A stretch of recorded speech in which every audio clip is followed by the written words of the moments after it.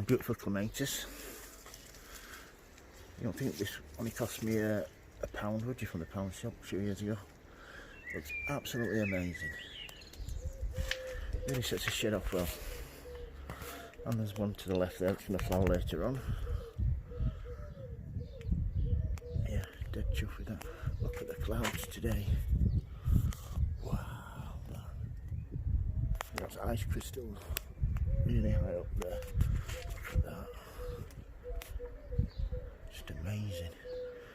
Absolutely amazing. Yeah, I'll be pruning these back. When they're flowered, I'll be cutting it back to about there. Loads of little side shoots. This one, when it's flowered, I'll prune this one back as well. But as you can see, some of it has actually got some powdery mildew, which I'm not very happy about. I'm looking forward to that spreading, it dying back. So hopefully, touch wood, that doesn't happen. But yeah, my Clematis there, looking really fine.